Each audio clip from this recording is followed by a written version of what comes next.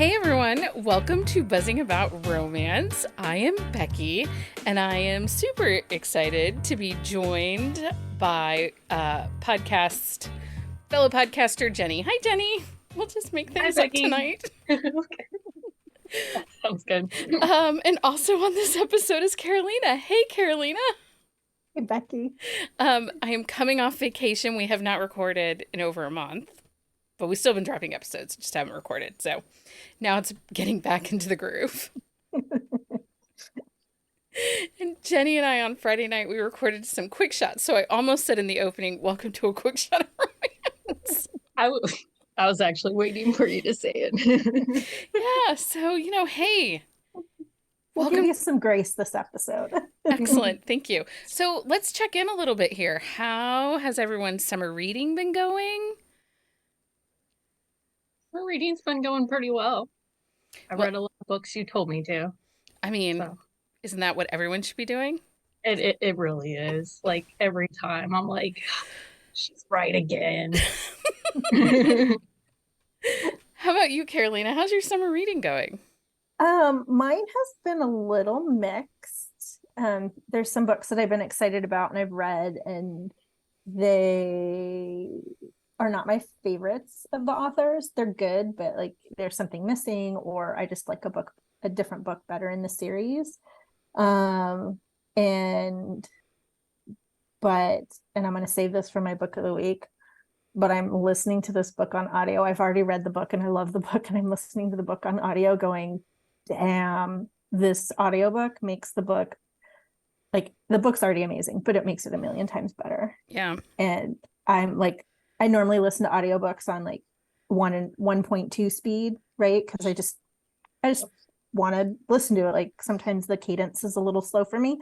Oh no, I went back to like 1 speed because Oh, I can't wait to find out what book that is. I know. Big tease. I'm going to be a big tease right now. Um, And then I started reading a book that Becky recommended, and I'm already in love with it. So You're welcome. Okay, so we're kind of halfway through the year. I mean, we're dropping this episode in July, so you've had 6 months of reading so far in the year. How's your reading goal going for the year? I don't set one. Jenny just doesn't do it. Nope, I don't need that pressure. I got enough pressure in my life. Fair. Carolina, how's your reading goal going? So I actually was looking at it a few weeks ago and I was behind, like, because Goodreads tells you if you're on pace, ahead, or behind. And I was behind like 12 books. And I'm like, what the hell is going on? And then I looked at it going, last year I also read a lot of novellas, and I haven't read a lot of novellas lately. So I did a little binge on novellas just to kind of help me get back on pace. You are going to beat the system. I'm going to get my books. But I don't know. It was actually a good break for me to just kind of read some stuff that was quick, especially with everything's been going on. I haven't been able to, just work has been busy. So I haven't been able to read as much as I normally do. So that it actually helps me also feel accomplished. Like, okay, I just read 5 books in 3 days. Mind you, they were novellas. But... No, it doesn't matter. Length doesn't matter. You read 5 books in 3 days. In 3 days. Go Carolina.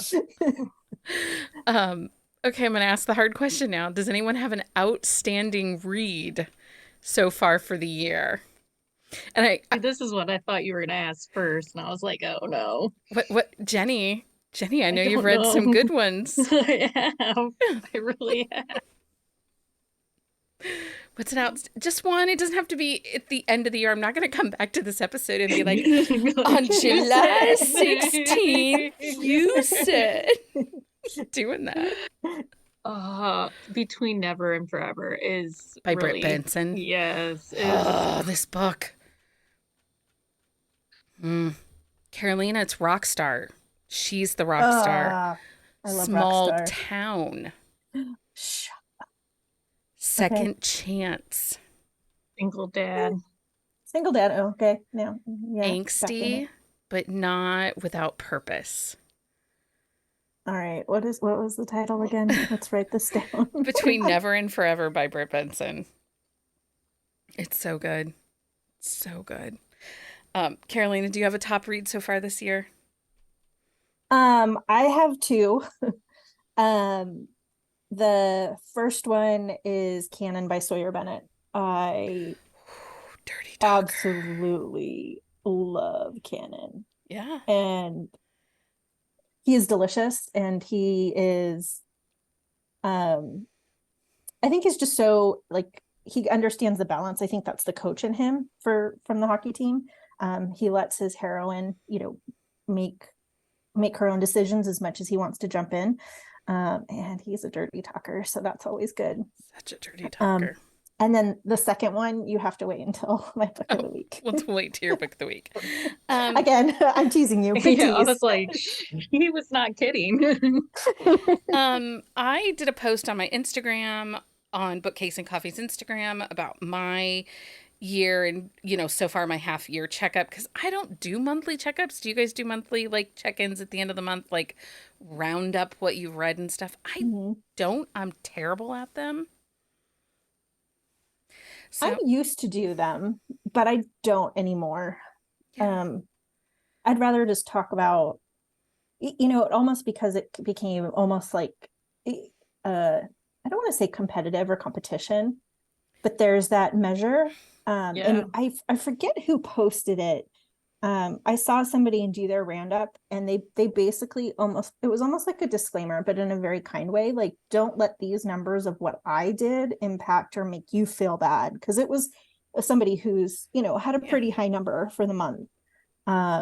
So I don't know, I've stepped back, and because sometimes also I also appreciate the ones that say, okay, I've read, it's nice to recap and see what you've done for the month.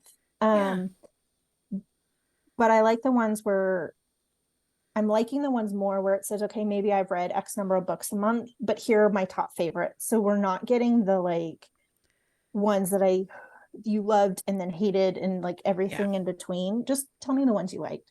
Yeah. Um, I was looking at my reading cards, because I still use the Buzzing About Romance reading cards to keep track of what I'm reading and just for fast glances.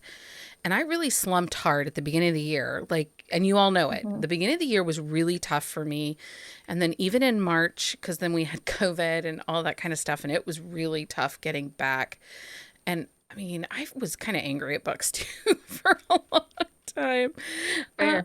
But then by the time we hit the beginning of April, we got that new Carrie Elks book with the next North Winter. that was a good one too.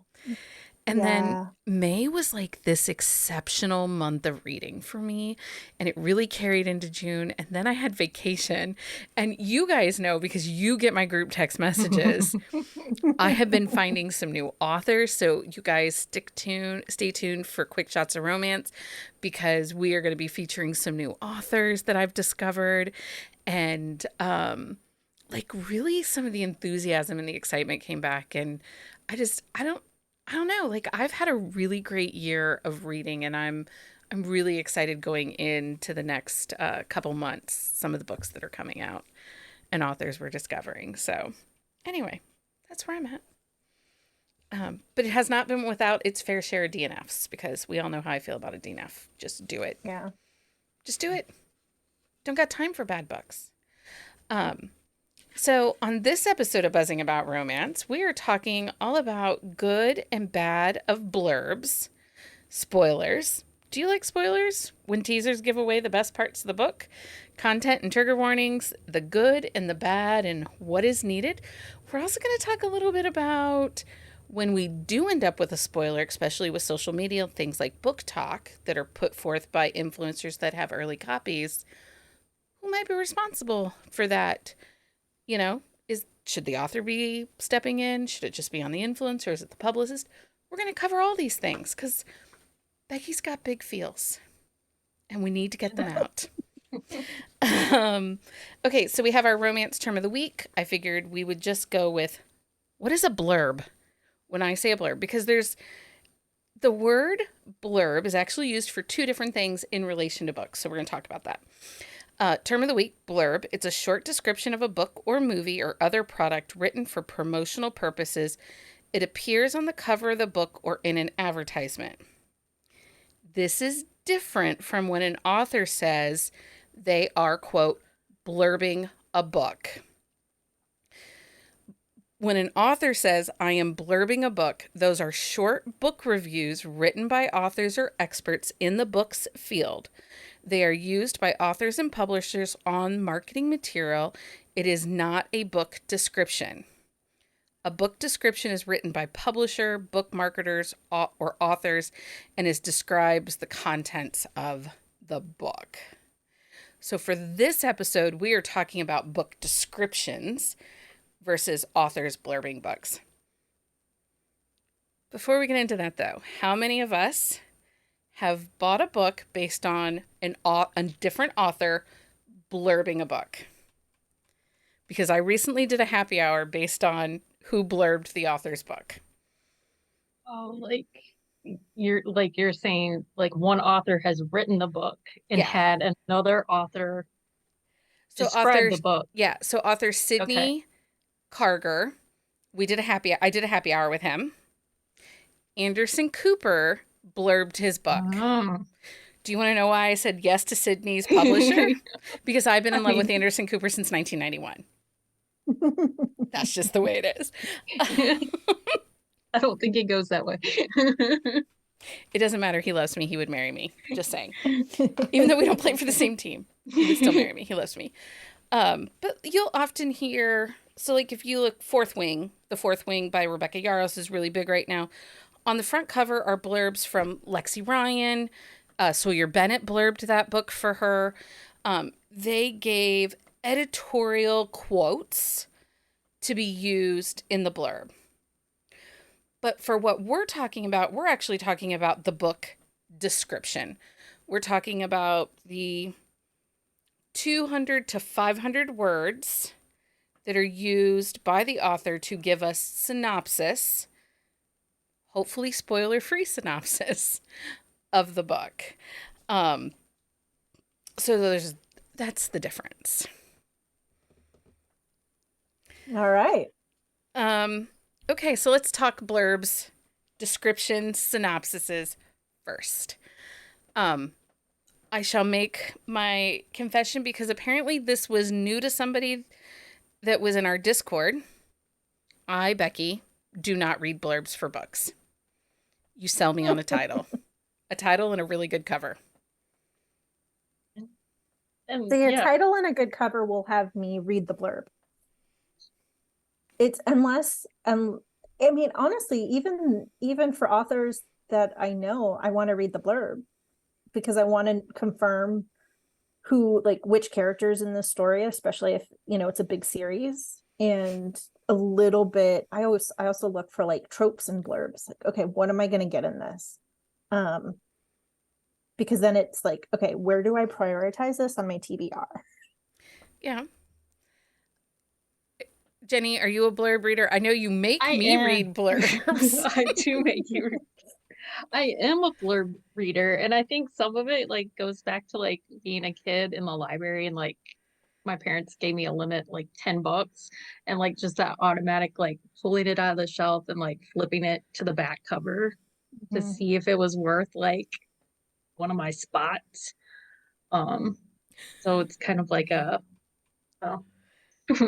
ingrained thing to like check out what it means, but yeah, I can definitely be sold on the title and cover alone too. I think for me, oftentimes you can't tell if it's a good blurb or a bad blurb until you read the book, right? Correct. And a lot of times I'll read a blurb for a book, and I'll use this because this is going to be this is a bad blurb example for me. Gina Azzi, and I love her books. Please, this is not like a hit at her. Do not think that. But Gina wrote her book, Sweet Talker. It is book 1 in her Boston Hawk series. And in it, it teases an accidental pregnancy. I thought the accidental pregnancy would be at the very beginning of the book. It's teased in the blurb. The blurb should cover only the first 5% of the book. anything that happens after that post 5% should not be mentioned at all anywhere in the blurb, in my I opinion. agree. I And agree. Because I get that like anticipation, like where is it? Why isn't she pregnant yet? right. And in that book, it was almost 70% before it's revealed that she got pregnant. And I was kind of like, oh, it wasn't that big of, I mean, it kind of was a piece on how they were going to move forward in their relationship, but it didn't have an impact on the overall storyline. Like, it's not how they met. It wasn't a one night stand. Like, they dated. She happened to get pregnant. I don't know. There's been times where actually recently I was in the mood for cowboy romance. Shocking, me want to read cowboy. And Carolina has a type. I do. And so I was actually looking at the books that I had on my Kindle. What? You read for a book you already had? No, because I have a People do gazillion of them. that. And so I was looking at one and I read one. Okay, great. And then I was looking for another one. And I was like, oh, I haven't read this author before. This will be good. And I like to read in order, unlike Becky, who likes to break the rules and, go different series. So I was looking at the blurb for book one, and I am so thankful. At the time, I was very thankful that I read the blurb because there was enough, like there was that trigger warning in there that something was going to happen, like something happened to one of the characters towards the beginning of the book. So I knew it was going to be a heavier read, and it was not what I needed at the time, that type of read. It doesn't mean that I'm not going to read the book at all, because I do. I want to read the book. I want to read this author. I've heard great things about this author, but it was a good flag for me to say, this is not like what I need at the time. And so I don't start that and go into that and then have a bad reaction because of it. So that is the downfall of not reading blurbs, because I read a book by Michelle Hurd this weekend for an upcoming quick shot. And in the blurb, she warns that there is on-page assault. Not by the hero to the heroine, but the heroine suffers from an on-page assault. And I don't read content or trigger warnings. Again, I don't really have any triggers. I say that, but I do. I have one trigger, and that is sick kids. And if you're going to mess with that, you got to do it right, or you're going to make me mad. But that's a personal, that's just like a really small, minute thing, right? But I didn't read the blurb for this Michelle Hurd book. And then after I had read it, the book, and I was fine. I read the book, no problems for me. But then I was like, wow, I wonder, does she mention this? Is this in the blurb? Is this in content warning? Because, we're going to do an episode on it. And it was there. But the surprise is sometimes you get a book and you think, oh, this is titled, something. And what? Where did this come from?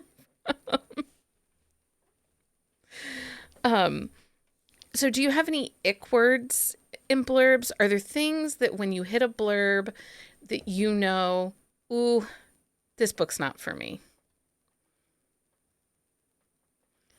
So for me, I'll just give you some examples. For me, my ick words are sweet. Like this, they're sweet coming together. And not to be offensive to anyone, but if there's anything religious within the blurb or the title, he's an answer to a prayer. Not for me. Just not for me. Journey of self-discovery. Because that to me triggers that this is not going to be romance. This is going to be more towards women's fiction. It's fiction. Yeah, I agree. Which again is great, but not for me. And then I came across something that called it character's name salad. And I was like, wait, what? So this is if there is more than 3 character names mentioned in the blurb, chances are the author wasn't as concise as they could have been while crafting it, and the author wasn't as concise as they could have been in the blurb. Like if there's like 3 and 4, 5, 6, 7 names thrown into a blurb, then it's confusing as to whose story is this? What is this? Right. So unless it's like a single parent and it's the kid's Yeah, name, right? that's what I Like was thinking. that would be the only exception to that. But if you're talking about a lot of like adult characters in romance, then I totally get it, because then it just becomes crowded on the page. But- and then is this really a romance, or is this women's fiction? okay, so let's take Melissa Foster into an example, because Melissa has tons of books that have a wide cast of characters within them.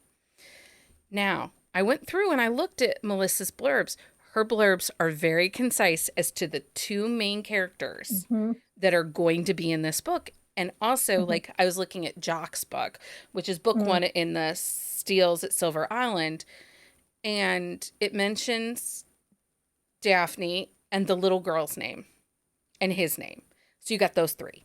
But, like, you don't get all his siblings. You don't get all her friends. Right. Like, and I thought, you know what? These are books. Like, I looked at the one that's her Whiskeys at Redemption Ranch. Like, I looked at those because I'm obsessed with cowboy. And again, not a ton of mention. And that was an interesting one because she's rescued from a cult. So you could have had a lot of names thrown in there. But it's not. Her blurbs are tight. The other one who has really tight blurbs, Carrie Elks and Sawyer Bennett and Carrie Ann Ryan.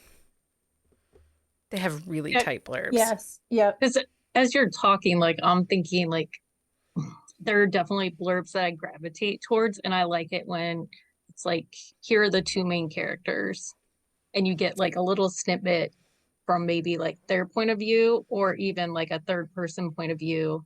But like, you know, like, here's a paragraph on the first person, here's the paragraph on the like person that they're going to end up with for their HEA. Yeah. I don't even mind if it's like, I think those are fun. I also don't mind if it's like a single perspective, or if it's just an overall description, like not like third person, I guess you would call it, like not from anyone's perspective. Just more about the true description of the book. It has to be related to the main. Do you worry if a book is written from one point of view that we're maybe only going to get one point of view in that actual book? It doesn't bother me if a book is not single point of view, because honestly, that's kind of a newer thing from where I started in romance, right? I don't care if a book has one point of view, but I know that there are a lot of people that really prefer dual POVs. So if a blurb only has one POV, do you worry then that you're only getting one POV in the actual book?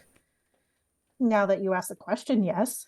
Yeah, I don't think I consciously think about it, but now maybe I should. That wasn't a concern before, but shoot. Right? New fear unlocked. You're welcome. Yes. Thanks, Becky. I'm just doing the Lord's work, you know? Oh my gosh. I just was curious because, again, it doesn't bug me, but I know, like, I read reviews that'll say, I just really wish I had had his point of view. I needed more from them, or, you know, why didn't we get this character's point of view? And I'm just like, because the author didn't want to write it that way. Move on. Right. Right. I've read a few. I mean, most of the books I've read, because I read more recent books, are dual point of view, but I've read some single point of view. And once I know that the book is single point of view, I'm okay. I just like, it's just that because I become so used to dual, I just have to get into that mind frame. There are books that are dual point of view that I know that the blurbs are single point of view, and that's okay. It hasn't been a trigger or a flag for me. I will still read the book if the blurb's good. If the blurb interests me, then I will still read the book.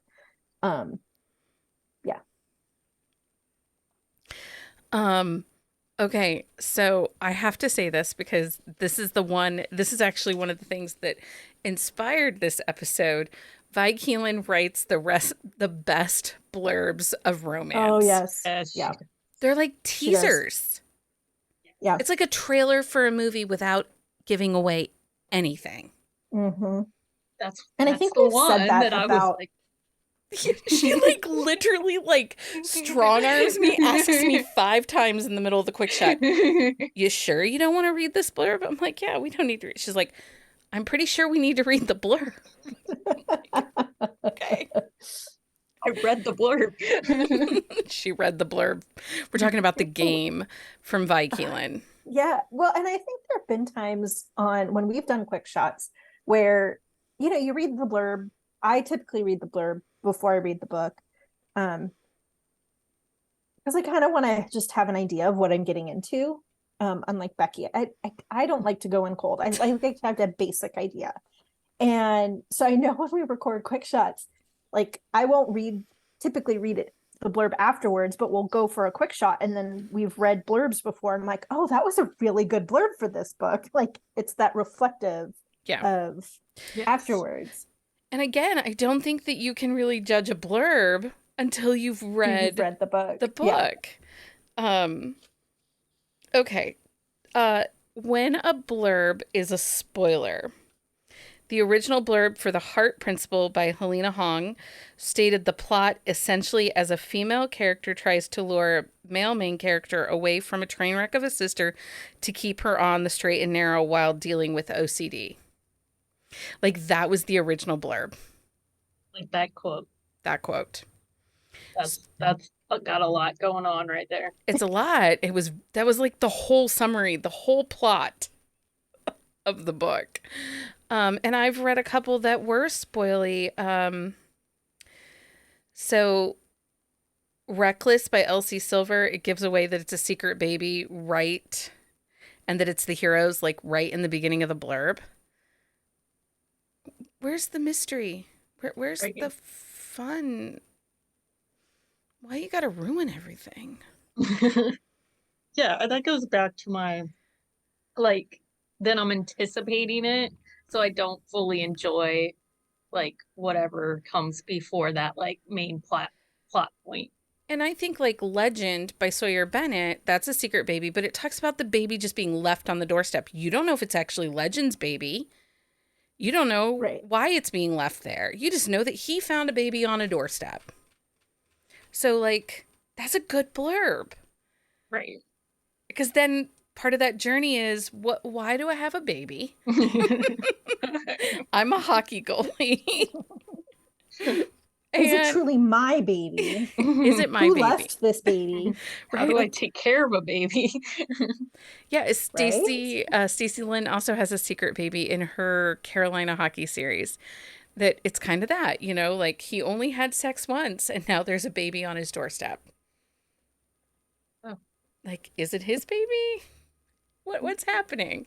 So again, like, I don't know. Don't spoil things, people. That's all.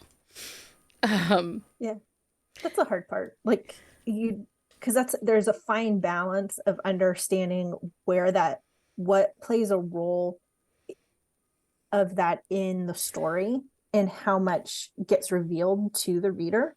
Because yes, I still, even though I read the blurbs, I still want to anticipate what's happening and how, like, things coming up and the reveal of it. Like, we're going to talk about Legend's baby here for a second, but like, is it really his baby? How does he deal with that? How, like, does he know who left it? How does he find who left it? Like, you still want to go on that journey with the character. You don't want it to be laid out for you.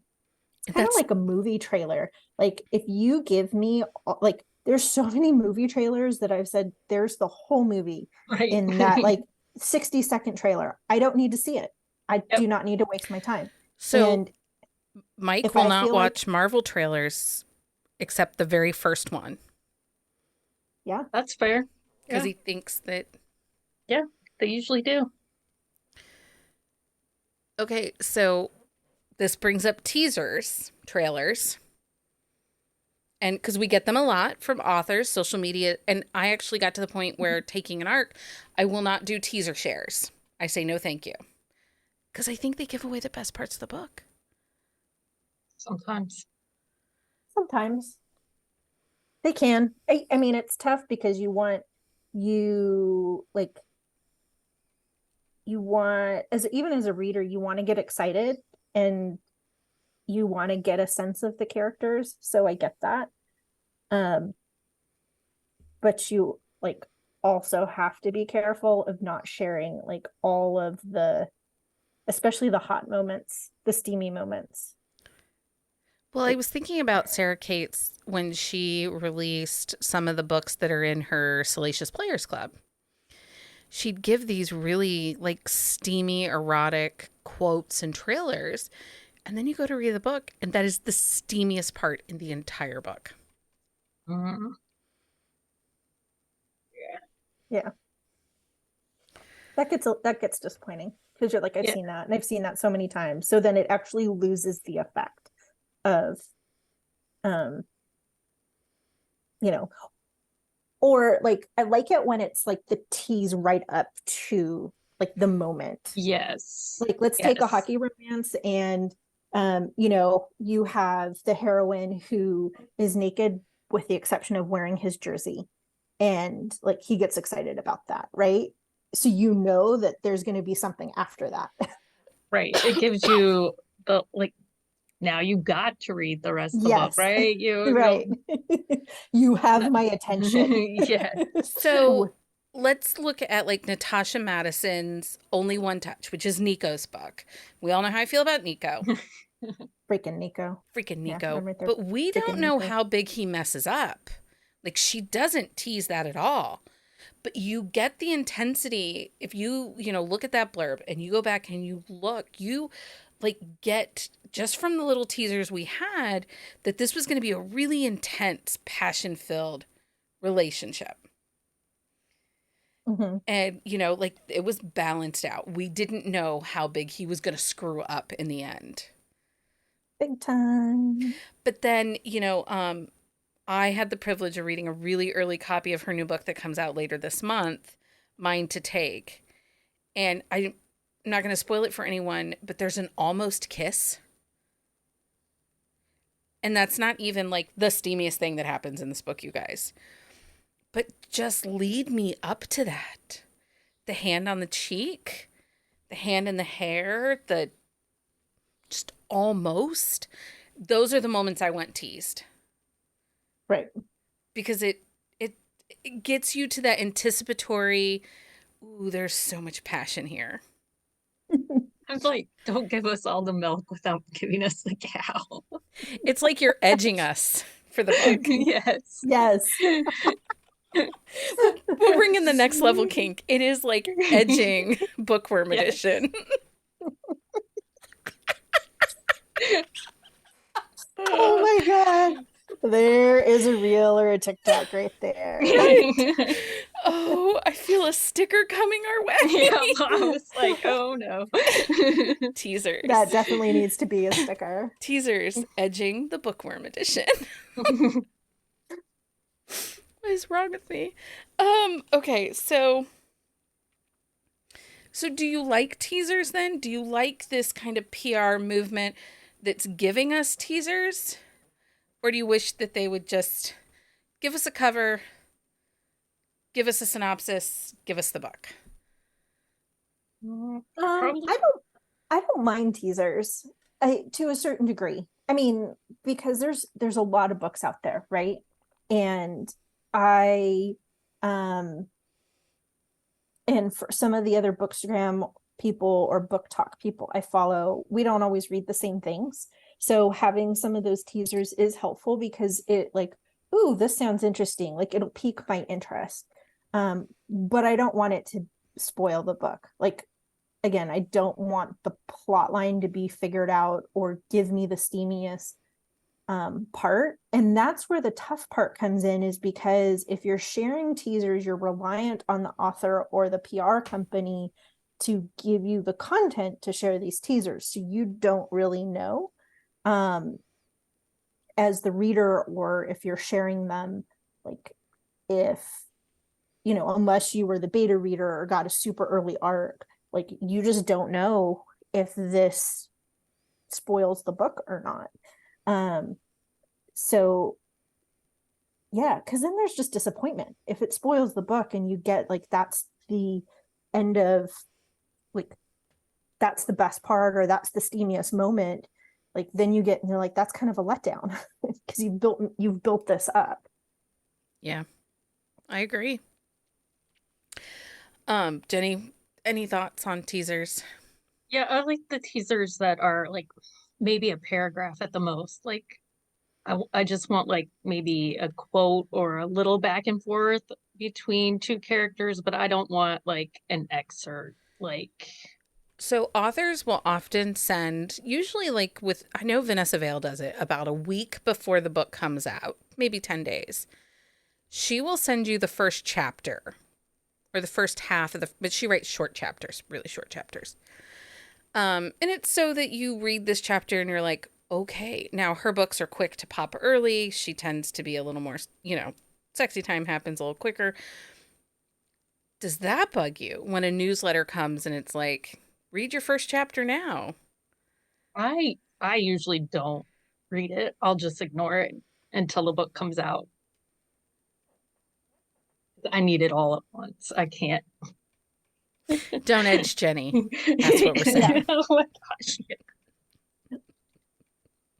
Yeah, I don't read them all that often. I mean, unless it's an author that I know and it's a book I'm really excited about.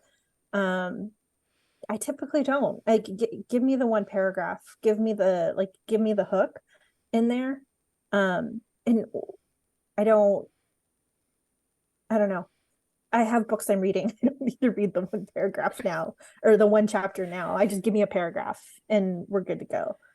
I think the other thing in teasers is that oh shoot, like I just blinked. It's okay. I had a thought. I'm gonna come back to it. You can come back to it.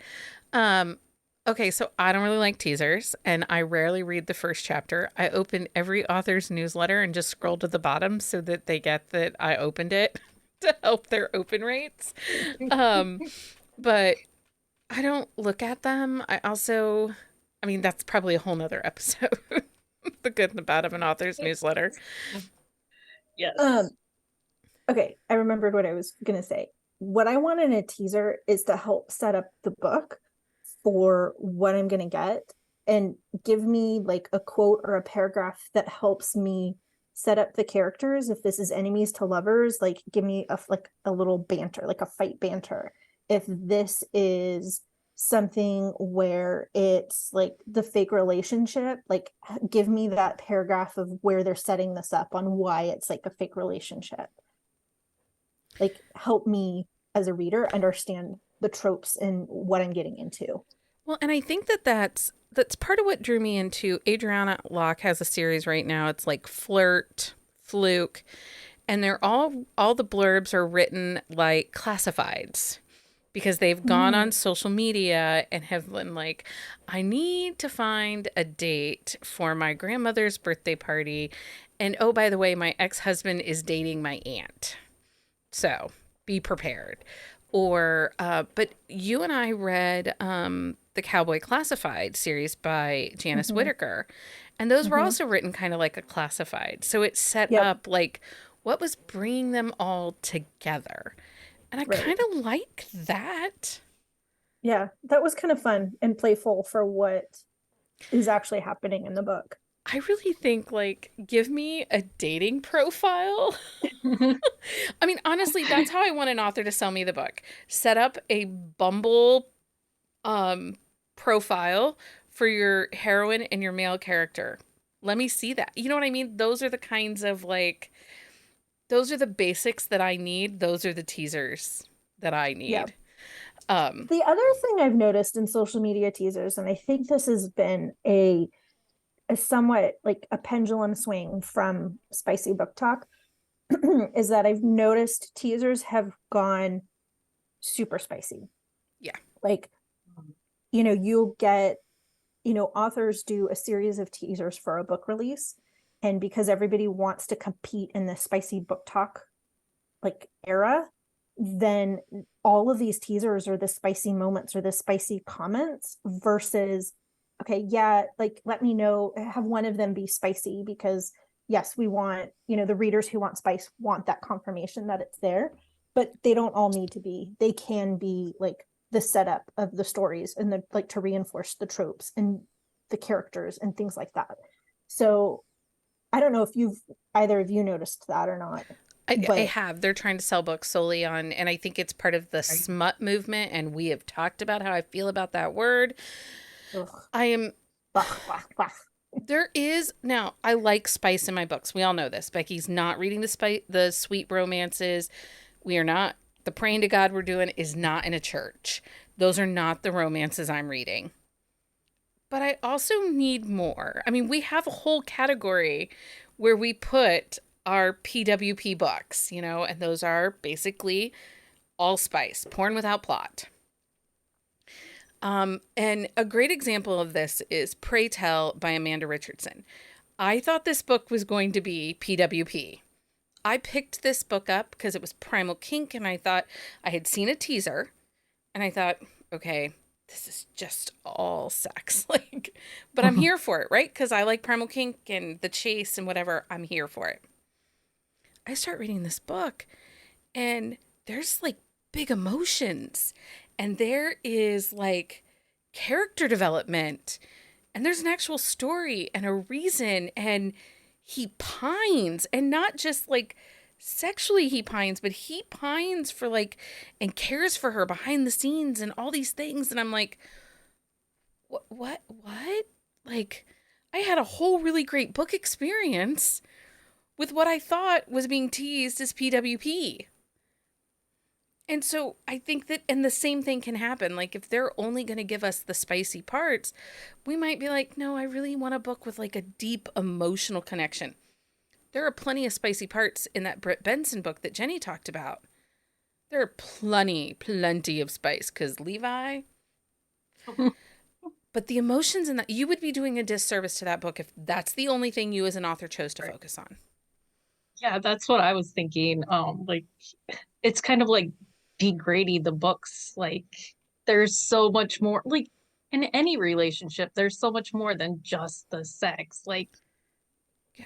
You can find those books if you want them, right? Well, if you think about, we know where they're at, but if you think about the books like the Pucked series by Helena Hunting, those are funny, full of fun antics, but lots of spice.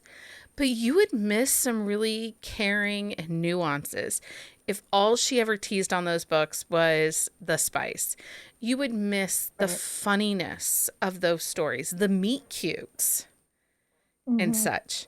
So, I think that you're right. It is absolutely trying to get my book is super spicy titles, or this was so much steam.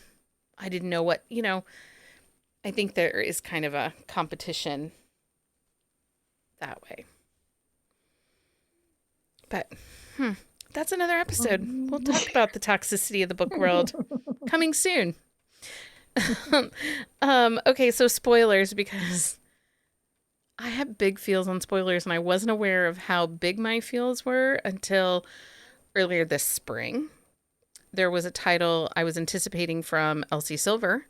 I was super excited. I was super excited for the audio because my unicorn of audio narrators, Sebastian York, was the narrator for the book. And the day before release day, I was scrolling through TikTok, and I got a teaser by an influencer that gave me the whole storyline in 60 seconds. I canceled my pre-order, and I went to the author and I said, hey, just so you know, this influencer shared her a link, spoiled your whole book. And she's like, oh, haha, influencers, what can you do? That was my response back. And I'm like, oh. So typically, if Caroline and I'm talking about a book, we'll say, do you mind if I spoil this? We ask for consent, if we're talking and sharing about a book. But scrolling social media, I don't want to be spoiled. It's the same thing in reviews, because there's a lot of if you sign up to get an ARC, whether it be through the author or through a PR company, one of the typical rules that you see 99% of the time is a spoiler-free review. So why wouldn't that apply to the teaser trailers as well? Because you don't want the book to be spoiled. I think influencers are out of control. So I asked the question in our stories on social media a couple weeks ago and asked, I said, okay, so if a book gets spoiled, especially a highly anticipated book, like Elsie Silver is incredibly popular right now, people are clamoring to get her arcs early. And there's a competition to outdo and to shine, and that is part of that. And I would say the same thing for like someone like Anna Hong, who is limiting, like she only limits 125 arcs, but she has 1,000 signups. And so people are trying to outdo and be like, look at me, I got this arc. It's to create FOMO and excitement and attention. So I asked in our social media stories, I said, do you like spoilers? Do you care if, you get spoiled on a book? And if you are spoiled on a book, who's responsible? So if a book is spoiled, who is responsible? Is it the influencer? Is it the author? Is it you? Or is it the publicist? And the results were that basically it was influencers. And then I had tons of DMs saying influencers are out of controls. I no longer follow influencers anymore because I'm tired of them ruining every book I want to read. So I think that some of the authors are so excited to have influencers excited about their books that they haven't been able to set boundaries and guidelines and established a really great authority. And I think some of that comes down to your PR company too. Yeah, there's not like a concrete box that you're working in. Like they have free reign. Yeah. Especially if it's before the book releases. Like if you want to plan an over-the-top video, awesome. Could you do it the day after release? At least that way people have had the chance to download it from Kindle Unlimited, especially if it's like top of their cannot wait to read it list. Or just like give a warning in like 3 seconds, like, hey, I'm going to spoil this book. If you don't want to see it, like scroll to the next. Yeah. Okay, so Carolina, do you mind spoilers? I don't know. I don't want them. I want to read the book. I want to experience the book. Yeah. So, like, knock it off. No. Stop it. Yes. Because okay, here's the other part of it too, is that if I don't realize how much of a spoiler it is, like sometimes you can see it's obvious, right? Or let's take, for example, like the one example you said of, oh, that quote or that spoiler or that teaser was like the steamiest part of the book. If I go in with some of those expectations of teasers and then I then am disappointed because I already know I realize that now I know the whole book, or that was the steamiest scene or whatever, my rating for that book is impacted by that. You might, if I didn't have that spoiler in there, then I could anticipate it or get excited or really enjoy the steamy scene for the first time. And if I don't have that, then I might rate the book lower. Yeah. So that'll impact that too, because there's excitement. I mean, there's reels and TikToks, like books I wish I could have read for the first time again. Like, let me experience as you've intended it to be experienced. Well, and don't you think if you get to that, see that this is like the spiciest part of the book, that you could easily DNF. And so if you have an author that's a KU author, they're not getting the rest of those page reads. If you know what the grand gesture is that keeps them together, right? Why read it? You're potentially saying to that, you're saying to that author, I'm not going to read this last 40% of your book. I don't need to. You spoiled it with your teasers. And so you are making 40% less on your page reads for that month. Yeah. So I think that's something to think about too, because just as you were saying that, like if I come to this and I already know it, it makes it easier to DNF it too. And to be like, yep, done, move forward. Mm-hmm. Jenny, do you have big thoughts on spoilers? Yeah, I don't like them either. I was thinking about Jay Bensington's Ripple Effect because like you kept asking me about that book, and I was like, I can't tell you anything. Like if I tell you anything, it's going to spoil the book. I can't. You tried really hard to get me to say I something, but did. Well, that was Teddy Hamilton's fault. It's Teddy's fault. Because he like very clearly was like, that's the book that gave me the biggest book hangover I've ever had to narrate. And I'm like, well, now I'm scared to read it, but I'm excited to read it because if it's that's impactful, Right. but nobody's telling me anything. Damn it all. So I personally, so do you have an age limit on spoilers? Because oftentimes if we're doing a quick shot for a book that's been out for 2 years, we'll say we're going to spoil it because, it's been out for 2 years. Although we try to be really good and not give away too much, but sometimes we love a book so much that we can't not give it away. Right. Freaking Nico. Um, but do you have a moratorium? Like if a book is, say, been out since 2019, would oh you be yeah. okay if you came across a spoiler for that book? Yeah, I would be fine with that. Mhm. I think if it's been out for a year, then like all bets are off, right? Like I think you're fine. I mean, because there's a lot of books to read, and we can't get to them all. Um, to some people are slower readers. So I wouldn't even want to say, like, I know Becky, you said, okay, wait for the second, like the day after it comes out. Well, not everybody can read a book. Like one has time to read the books the day that they release and can read a book in a day. Like some of us are not as fast readers as others. Um, so but at the same token, like, don't people want to read it for the first time themselves? Don't spoil it either. I mean, even in those quick shots of romances, yes, we do some spoilers. And we might talk about like if there's a third act breakup, the grand gesture, or if like our feeling towards the grand gesture a little bit. But we sometimes will withhold what the grand gesture is because you know what? The reader needs to live it, even if the book has been out for a few years. Because that's just like not cool. Yeah.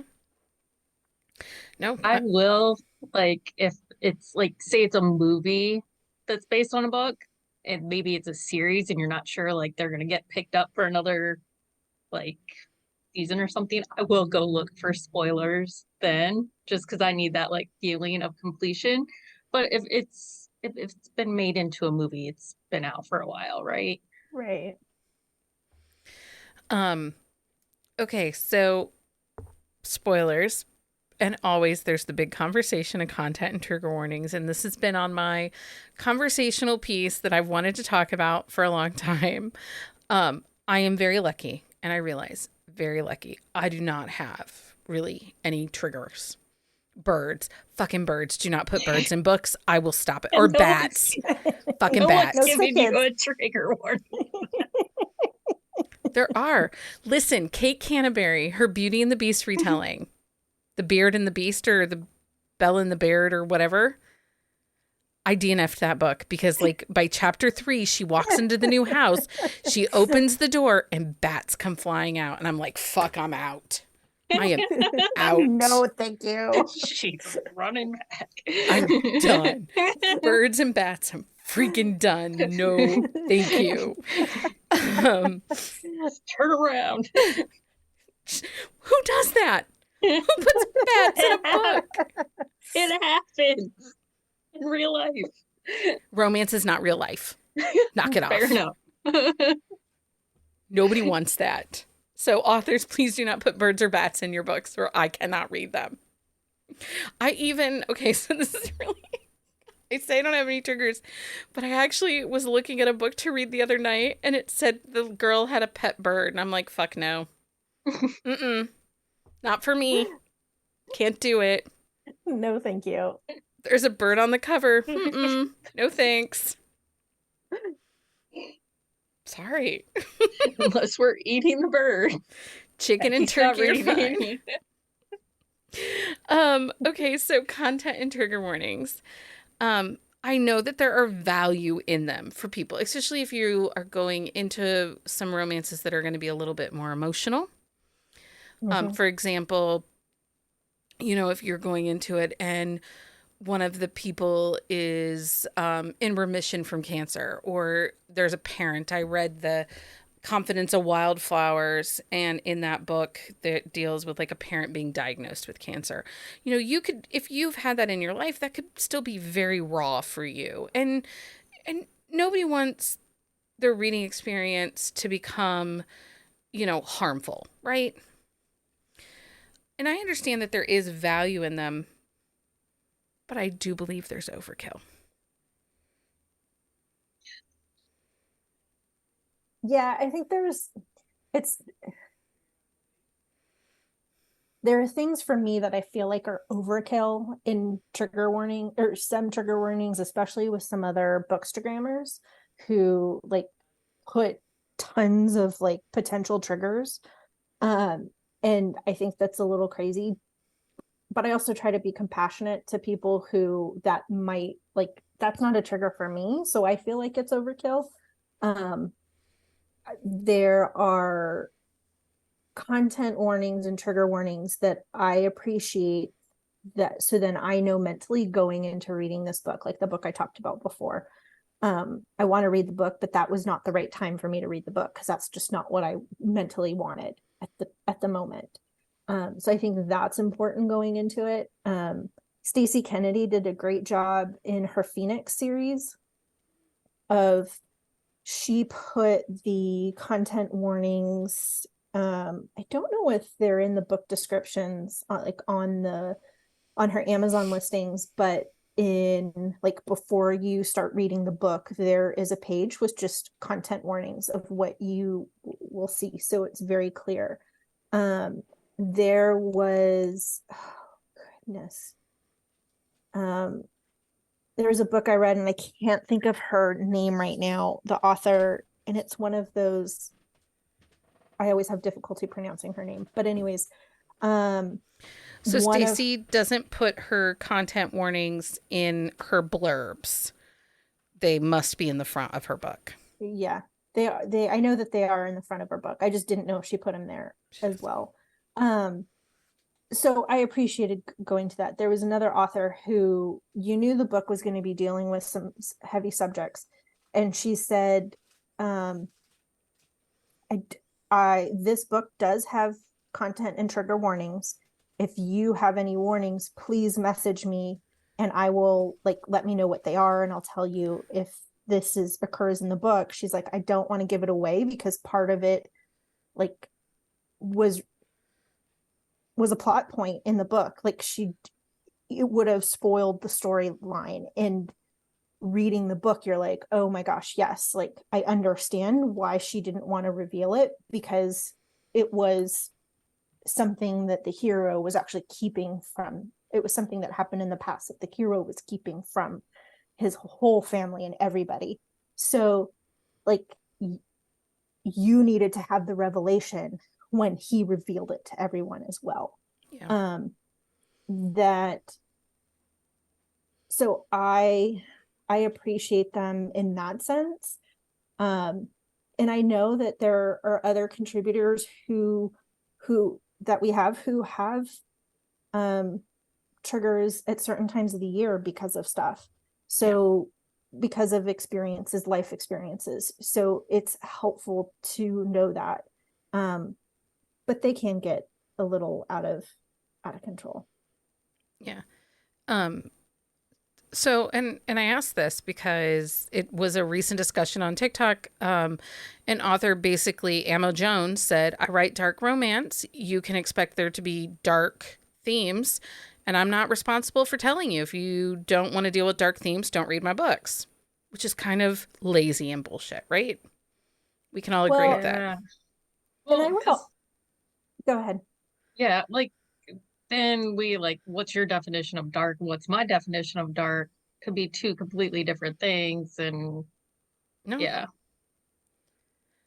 I think if the author only writes dark romance, I think there's in my opinion, there's a little bit different expectation of that.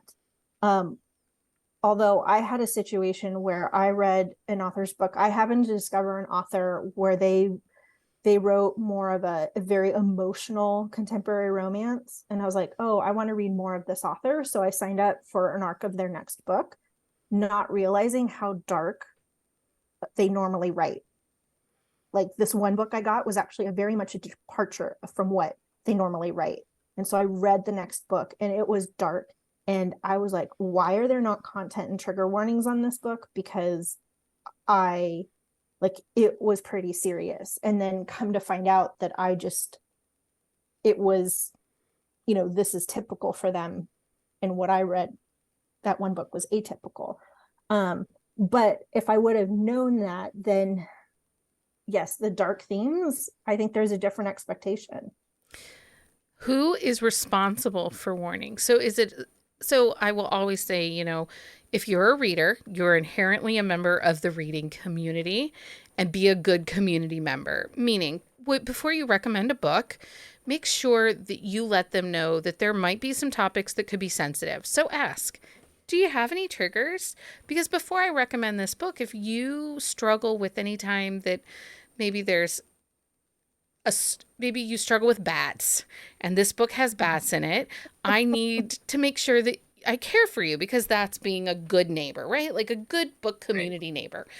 But there's several authors, particularly that write on the darker side, that don't feel it is their responsibility to give a breakdown. You should just know it's dark romance and it might have bad things in it. And again, I'm going to pick up a mafia book. I know there's going to be gun violence. I pick up a mafia book. I know that somebody could get stabbed. Like, kidnapping can happen. If it better fucking happen, actually. But who is responsible for these warnings? I think it's a little bit of a mix, and I'm gonna go with an analogy. I'm going with a food allergy analogy. Okay. Because if you have a food allergy, my husband has an allergy to mollusks, clams, mussels, oysters, anything in that clamshell, right? Scallops. And if we go to a restaurant, they don't know. They'll Right. list some ingredients where we found trouble, and roll with me on this, right? Is okay, a dish could list it doesn't have any of clam, mollusk, oysters, scallops. Okay, great. And this happened to us before. So he ordered the dish. Well, it turns out in the sauce, they used oyster sauce, but they don't typically list that. So that kind of becomes like the server was so apologetic, but it was like, nope, neither of us thought about that. Like, this is okay. Now we need to ask this question. If you have a trigger, if something is a trigger, part of the responsibility is you on the reader. But I also would say that authors need to create a line of open communication. Now, I appreciate when authors put the triggers on there, or put something in, like even in the blurb that says that, something serious happened. Okay, that gives me like a little bit of a red flag that, okay, maybe it's not the time to read this, or I need to ask some more questions. Or if you're going to list it on your website, go here for all the triggers, or hey, this book has some dark themes to it. If you have any concerns, please email me. Keep an open line of communication. The authors that just say, I write dark romance and, just deal with it, I don't respect that, because you never know what the reader has dealt with. So be open to that, and be like, put a way for the reader to contact you, or go to your website to, like, you don't even have to list it in your book. Put one page on the website that's just all your trigger and content warnings, so that the reader can go look and find it for themselves. Yeah. And get the information. Katie Robert, Mariah Ankerman both do an amazing job with that on their websites. You can go right to their websites. They take every title and put triggers, and they both will say, we're working on this. If somebody comes to us and says this content was triggering in your book, they will add it in there, Yep. just to be, because mental health matters. Jenny, do you have who's responsible for trigger warnings? No, I think Carolina's like analogy works really great. Like it's give and take. Like you need to know what your triggers are, when they're going to be important to you. There might be times where it's not like as like a Yeah. big a deal as it's, and then sometimes like I've had times where I'm reading a book and like something's I get guess triggered me, like that I didn't realize was a trigger. Yeah. And that's not the author's fault. That's not like, and mine was like something that it didn't need a trigger. It was my personal experience and I just had to deal with it. Right. Like, No, I mean, you and I read that Maggie Gates book, What Heals Us. And there's one thing that happens in that book that it got me a little emotional and in the feels. And I had to put the book down and walk away for a little bit because but it was very, very small and very personal. And the circle of Right. people that would bug. exactly. It's like, That was the same thing. Mine was a book club book and it was like the baby, and it was born with like a recessive G like disease. yeah. And so like this baby didn't, they were like, oh, like different dad, like fine. And I'm like, you don't know that, but it is not important to the storyline at all. Like, It's that leaving that disbelief. yes. Does anyone have any more thoughts on content, trigger warnings, blurbs, spoilers, any of the things? Okay. Yeah, I mean, If not, I think do you know what that means? It's that time of the week, guys. It's book book. of Uh, the uh, week. Okay, so I figured it out. In 25 weeks, we will have over 500 episodes. Do we think we can have an echo for our 500th episode? Okay. thank you, Mike. Please, Mike, can we have an echo? Jenny, what's your book of the week? My book of the week is Saving Rain by Kelsey Kingsley. This is her latest release. It kind of rides a line between like genre fiction and romance. There is definitely a large romance component, but it's told mostly from the male point of view and deals with some really heavy topics. So check your trigger warnings. Check your trigger warnings. Okay, Carolina, you've been teasing us the whole episode. What's your book of the week? My book of the week is For the Love of Whiskey by Melissa Foster. And you like the book, like reading the book was like beyond 5 stars for me already. The audiobook is like a gazillion stars. Who narrates that? Oh shoot, I knew you were going to ask that. I am looking that up right now. But it's an emotional read because, as Becky talked about this book earlier, that she escapes from a cult and she's trying to find her, like she needs a safe haven and she needs something, she needs a safe place and she's finding her independence. And cowboy whiskey is everything. Callahan Cowboy Whiskey is such a fierce protector, and he's such a safe space for her, and he is so patient. Like the minute you meet their first meeting, when she's super nervous to meet him and go with the whiskeys to Redemption Ranch, and he takes his hat off and he kneels down next to her. And like he uses that like calm voice. It's like Aiden Snow. Of course I was like, oh of course my it's next gosh. tier. I was like, Cowboy is like my number one. And Megan Meg Sullivan and Meg Sullivan and Snow. I don't know that I have heard Meg Sullivan before. If I have, I haven't like paid attention to it. Aiden Snow is freaking incredible, but Meg Sullivan is blowing my mind with how she's varying all the women's voices, like from her narration to Sully, the heroine, to the mother, to the sisters, and even no, I'm not going to say that one because that'd be a spoiler. Like all of them, I'm just like blown away.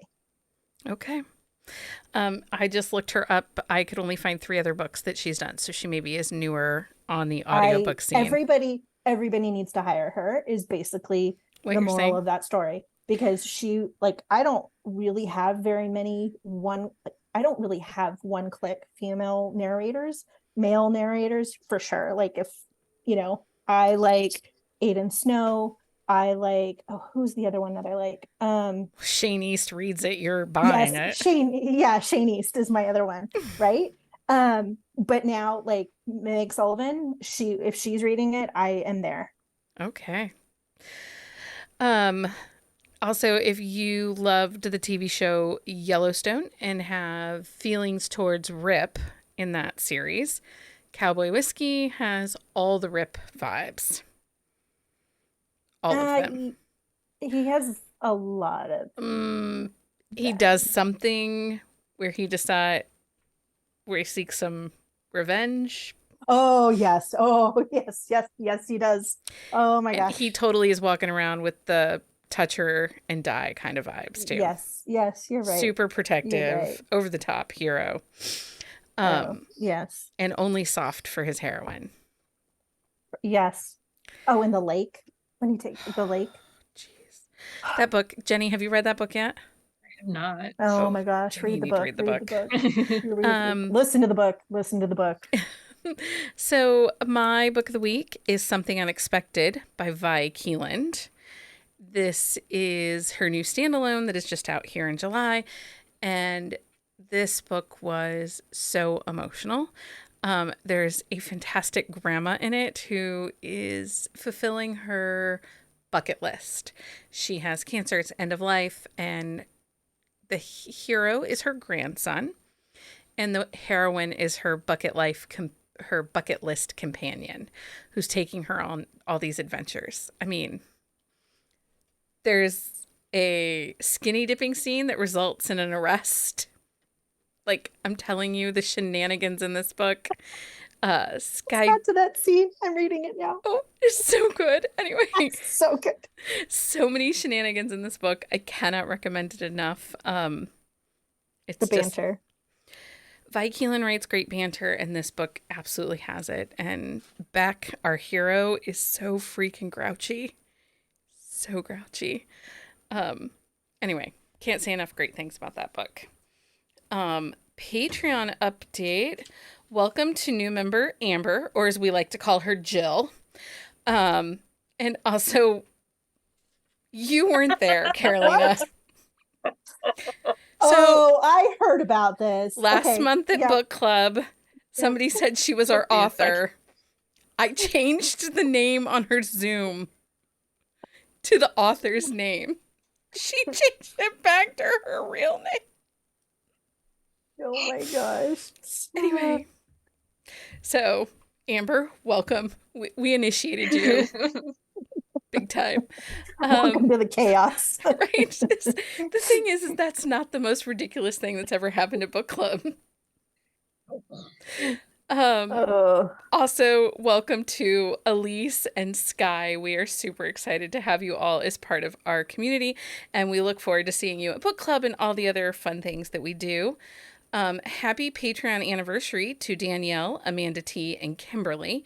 Thank you for supporting the podcast. Thank you for being a part of our amazing Buzzing About Romance community. Swag packs for the month of July are headed out, and I am super excited to share our swag pack sponsor authors for July are Susan Stoker, Kaylee Ryan, and Gina Azee. This swag pack this month chef's kiss, like top shelf swag pack for the month. You can still get this if you join our Patreon. It's now our $12 fancy drink tier. If you join it at any time between now and the end of the month, you will receive one of our swag packs. That perk kicks in as soon as you join. So swag packs go out to fancy drink, cold brew, and queen bean tier. And we still have Buzzing About Romance exclusive stickers, mood reading cards, and other fun things that are coming, along with some amazing swag provided to us by some of our favorite authors. These are mailed monthly, usually on the 5th of the month, and we do ship these internationally. There is no wait time on the perk. It kicks in as soon as you join. Because of our amazing Patreons, we are able to bring you 3 episodes a week, and we are still going on our goal of 75 members so we can plan our first ever book retreat. All members of the Patreon get exclusive episodes along with perks like Buzzing Book Club. We changed it up a little bit. It's now called the Buzzing Book Club. And also, we are back with our summer reading challenge. Are you guys doing summer reading? Yes. Jenny, no. I haven't looked at the card. I'm sure I could tick some off. Sure. There's fun stuff. And Carolina, you got to go on one of the best book dates ever. I'm so jealous. Yes, you did. No, it was Gretchen and I happened to be in San Diego at the same time. So we met up for brunch and ended up going to Rustic Root, and they have a rooftop area. Yeah. And so it was like gorgeous views of downtown San Diego and delicious food, and we legit talked nonstop about like all book things the whole time. It was great. Oh my God, so jealous, so excited for you guys. Like, I was like, what? I want to go to brunch. I want to have brunch with Gretchen and Carolina. Hopefully soon. So there's fun things in our summer reading challenge. Make sure you check out our website to get your summer reading card. It goes from June 21st to July 31st.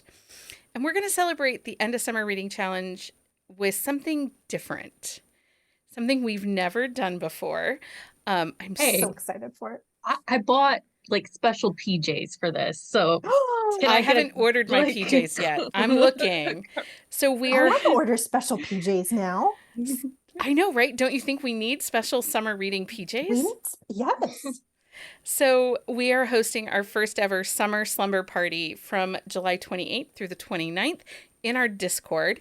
Authors are going to come in. Every author is doing a giveaway for their half an hour that they're going to be there.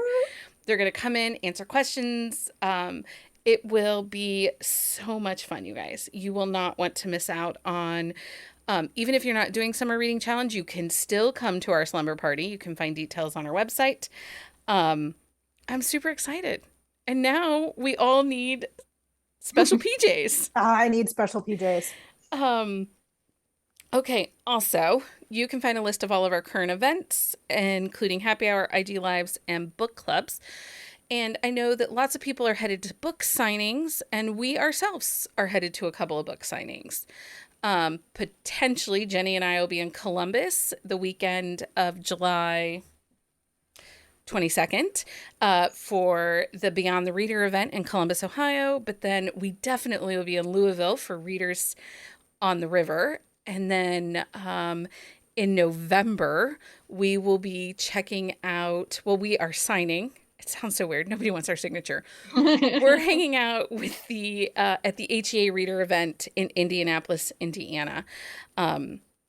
So we are super, super excited about all of that. A lot of our contributors will be there. I think Lindsay's still trying to figure out if she can make it, but I think all of us will be there in Indianapolis. There. It's going to be so fun. I'm so excited. And we're going to have some fun and drink. We're going to have like a cocktail evening on Friday night with just our Buzzing About Romance people. And then Saturday night, we're going to have game night. I found some space at the hotel, and we are going to have game night. So lots of fun stuff. Make sure you check out buzzingaboutromance.com for details in the coming weeks. And you can still get tickets to the HEA Reader event. They're still on sale, and that is linked on our website. Anyway, and we still have lots of happy hours and IG lives and fun things coming. So love it. It's a great time to be a part of our community.